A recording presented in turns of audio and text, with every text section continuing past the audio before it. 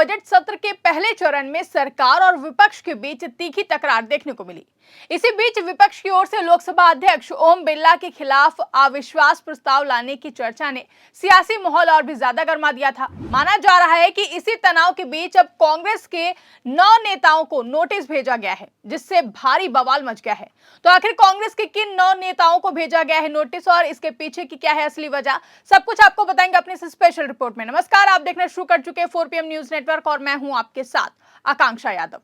इस बार संसद के बजट सत्र की शुरुआत से ही माहौल काफी ज्यादा गरमाया हुआ है। इस दौरान सरकार और विपक्ष के बीच तीखी नोकझोंक देखने को मिल रही है। इसी बीच एक नया विवाद खड़ा हो गया है, जिसने राजनीतिक तापमान को और भी ज्यादा बढ़ा दिया है। दरअसल मामला कांग्रेस की ओर से सोशल मीडिया पर पोस्ट किए गए एक AI जनरेटेड वीडियो से जुड़ा हुआ है, जिसमें प्रधानमंत्री नरेंद्र मोदी और लोकसभा स्पीकर ओम बिरला को लेकर कथित तौर पर आपत्तिजनक कंटेंट दिखाया गया। अब इस वीडियो को आधार बनाकर लोकसभा सचिवालय ने कांग्रेस के 9 नेताओं को नोटिस भेज दिया है। विपक्ष का आरोप है कि यह कदम उस समय उठाया गया है जब स्पीकर के खिलाफ अविश्वास प्रस्ताव लाने की चर्चा तेज हुई और विपक्ष ने इसको लाभ भी दिया और इस पर 118 सांसद, विपक्ष के 18 सांसदों ने हस्ताक्षर भी कर दिया है। दरअसल हाल ही में विपक्षी दलों ने लोकसभा अध्यक्ष ओम बिरला के कामकाज को लेकर सवाल उठाए थे। विपक्ष का कहना था कि सदन में उन्हें अपनी बात रखने का पूरा मौका नहीं दिया जा रहा है। विपक्ष का आरोप है कि स्पीकर ओम बिरला ने सदन की कार्रवाई में पक्षपाती रवैया अपनाया है और विपक्ष की आवाज को दबाया है।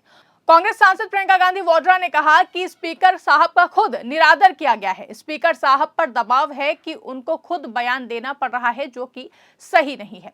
इसी मुद्दे को लेकर अविश्वास प्रस्ताव लाने की रणनीति पर भी चर्चा हुई है, जिस पर विपक्षी सांसदों ने हस्ताक्षर भी किए हैं। इसमें कांग्रेस, DMK, समाजवादी पार्टी जैसे दलों के करीब 118 सांसदों ने लोकसभा स्पीकर ओम बिरला को पद से हटाने के लिए प्रस्ताव लाने के नोटिस पर साइन किया है। वहीं राजनीतिक हलकों में इसे एक बड़े टकराव की शुरुआत माना गया। विपक्ष का दावा है कि इसी वजह से अब कांग्रेस नेताओं पर कार्रवाई की गई है और कथित तौर पर AI वीडियो का सहारा लेकर उसे वजह बताते हुए कांग्रेस के 9 नेताओं को नोटिस भेजा गया है।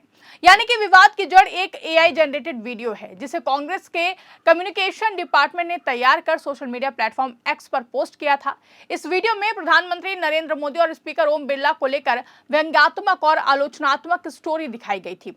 वीडियो पोस्ट होते ही सियासी गलियारों में हलचल मच गई और ये वीडियो पिछले साल सितंबर में बिहार कांग्रेस के आधिकारिक हैंडल से एक 36 सेकंड का AI वीडियो पोस्ट किया गया था। इसमें प्रधानमंत्री नरेंद्र मोदी की मां को उनकी राजनीति की आलोचना करते हुए दिखाया गया था। इसके अलावा दिसंबर में लोकसभा स्पीकर ओम बिरला का एक डीप फेक वीडियो वायरल हुआ था, जिसमें उन्हें आर्थिक सहायता स्वावलंबन योजना के तहत गरीब परिवारों को 12,000 रुपए देने की घोषणा करते हुए दिखाया गया था।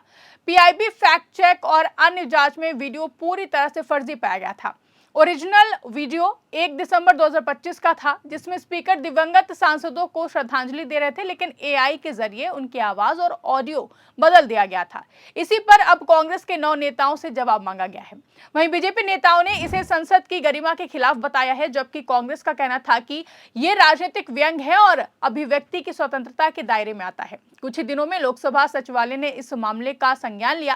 कांग्रेस के कम्युनिकेशन डिपार्टमेंट से जुड़े 9 नेताओं को ब्रीच ऑफ प्रिविलेज और कंटेम्प्ट ऑफ हाउस का नोटिस भेजा गया है। आज सत्ता की आंखों में आंख डालकर पत्रकारिता करना मुश्किल हो गया है। हम पर मुकदमों से लेकर चैनल को बंद करने का दबाव बनाया जा रहा है। मुश्किल दौर है, लेकिन हम हार नहीं मानेंगे। इसीलिए 4 PM को ज्यादा से ज्यादा ज्वाइन करें और स्वतंत्र पत्रकारिता को जिंदा रखने के लिए जितना हो सके हमारा आर्थिक सहयोग करें। उम्मीद है कि आपके सपोर्ट से ये जंग भी हम जीत जाएंगे। सबसे पहले आपको बता देते कि ब्रीच ऑफ प्रिविलेज का मतलब है सांसदों या फिर सदन के अधिकारों का उल्लंघन।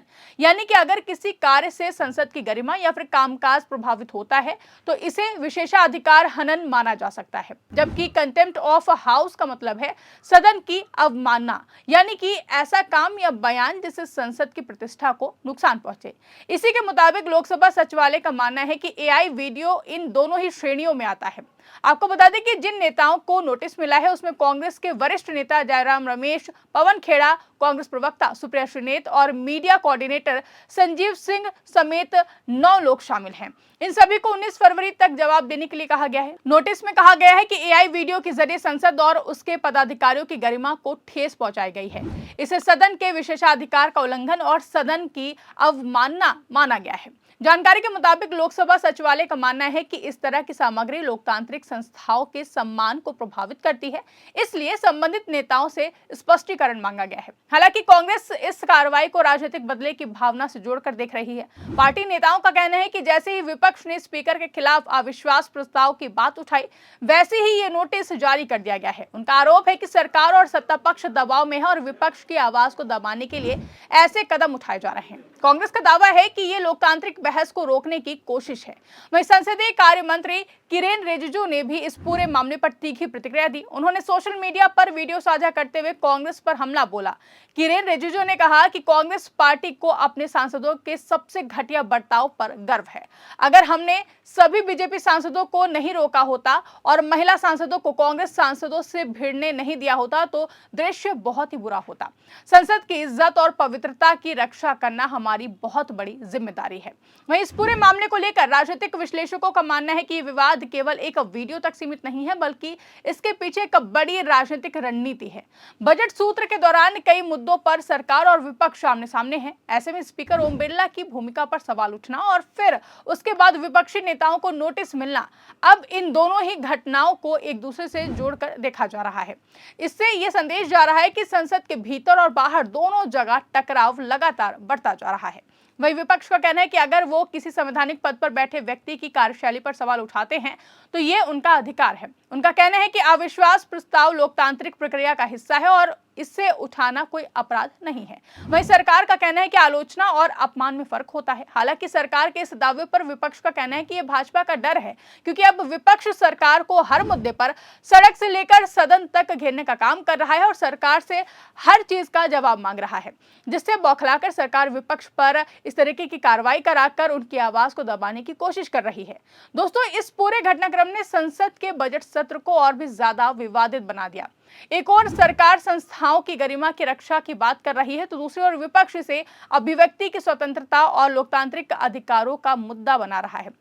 दोनों पक्ष अपने अपने तर्कों के साथ डटे हुए हैं। अब सभी की नजरें इस बात पर टिकी हुई हैं कि कांग्रेस के नेता नोटिस का क्या जवाब देते हैं। अगर जवाब से लोकसभा सचिवालय संतुष्ट नहीं होता है तो आगे की कार्रवाई भी हो सकती है और अगर कार्रवाई हुई तो इससे सियासी तनाव और भी ज्यादा बढ़ सकता है। हालांकि वही विपक्ष इस मुद्दे को और भी ज्यादा जोर शोर से उठाने की तैयारियों में है। कुल मिलाकर दोस्तों, एआई वीडियो से शुरू हुआ ये विवाद अब संसद की गरिमा, अभिव्यक्ति की स्वतंत्रता और राजनीतिक टकराव का एक बड़ा मुद्दा बन चुका है। अविश्वास प्रस्ताव की चर्चा के बीच नोटिस भेजे जाने से राजनीतिक माहौल और भी ज्यादा गर्म हो गया है।